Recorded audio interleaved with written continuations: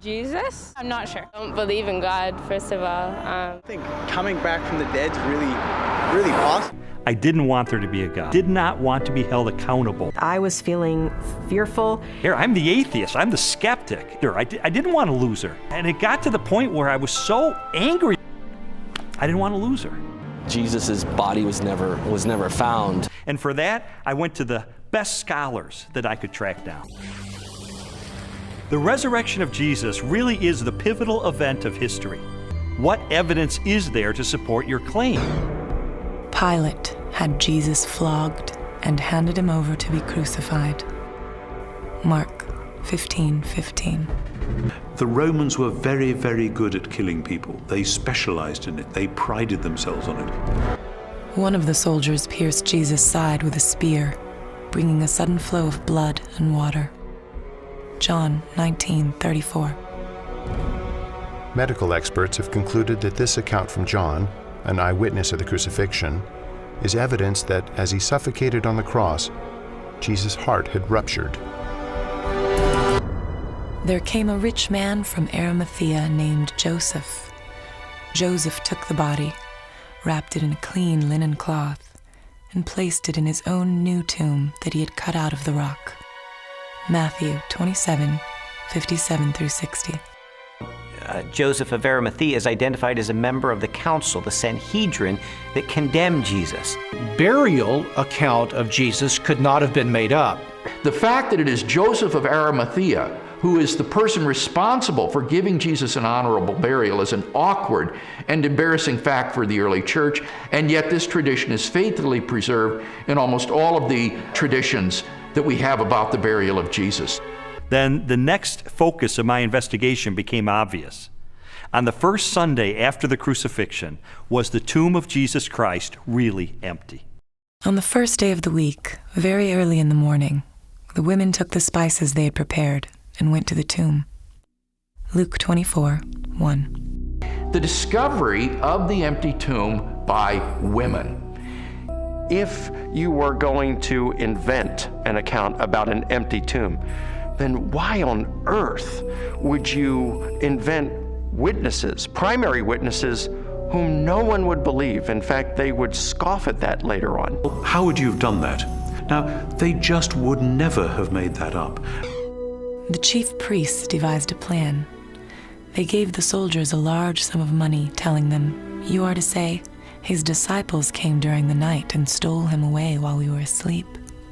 Matthew 28:12 and 13. I found the evidence for the empty tomb very convincing, but you know what? That didn't tell me what happened to Jesus. He was raised on the third day. He appeared to Peter and then to the 12. After that, he appeared to more than 500 of the brothers at the same time. Then he appeared to James, then to all of the apostles. And last of all, he appeared to me. 1 Corinthians 15:4 through 8.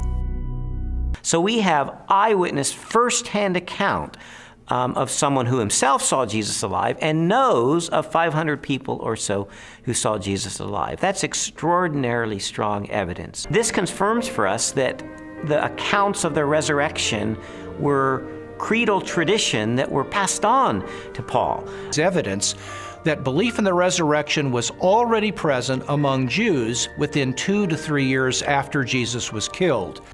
The question is, are there any other additional facts, circumstantial evidence, to support the resurrection? Nero inflicted the most exquisite tortures on a class hated for their abominations, called Christians by the populace. Christus, from whom the name had its origin, suffered the extreme penalty at the hands of one of our procurators, Pontius Pilate, and a most mischievous superstition, thus checked for the moment, again broke out not only in Judea, but even in Rome.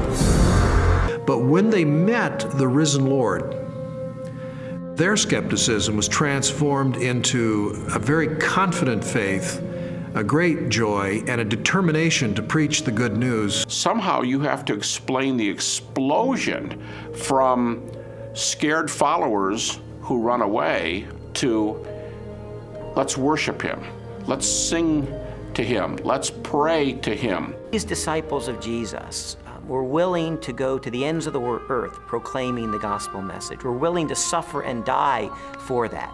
The transformation from a bunch of defeated cowards to boldly, fearlessly proclaiming the gospel, even to the point of death, to me confirms that something happened. I have worked much harder, been in prison more frequently, been flogged more severely, and been exposed to death again and again. 2 Corinthians 11:23. I mean, what were they gaining? You also have to remember that the disciples died not just for something they believed was true. They died for something they actually saw with their own eyes. Came across a bit of evidence I really found fascinating. James was a half-brother of Jesus, and he was not a believer in Jesus during Jesus' lifetime. But he later died the death of a martyr as a leader of the local church. So I had to ask myself, what led to this radical transformation of these skeptics? Now, in the case of James and Paul, they did not believe in Jesus before his crucifixion.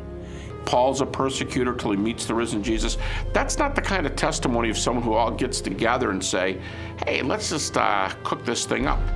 Is that they truly believed that Jesus was who he claimed he was, and they truly believed that he had risen from the dead, because they were willing to die for that. How do we explain the fact that they were even willing to propagate this the rest of their lives and go to martyrs' deaths for their belief?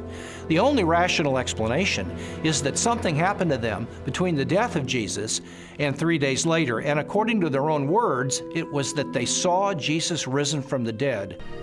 In light of this avalanche of evidence pointing toward the truth of Christianity, it would require more faith for me to maintain my atheism than to become a follower of Jesus Christ. Consistent with the evidence, the most logical, the most rational step I could take was a step of faith in the same direction the evidence was pointing, and put my trust in Jesus.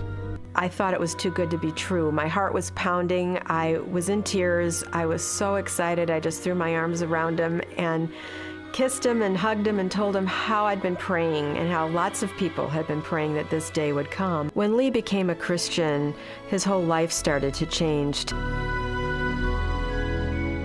It was someone who said, I'm going to investigate this stuff with an open mind, let it take me wherever the evidence will take me. And what I discovered in the end is Jesus made the claim that he is the truth. If Jesus really did return from the dead, then he is who he claimed to be, and that changes everything. But what about your own journey? Resolve that once the evidence is in, you will reach a verdict in the case for Christ.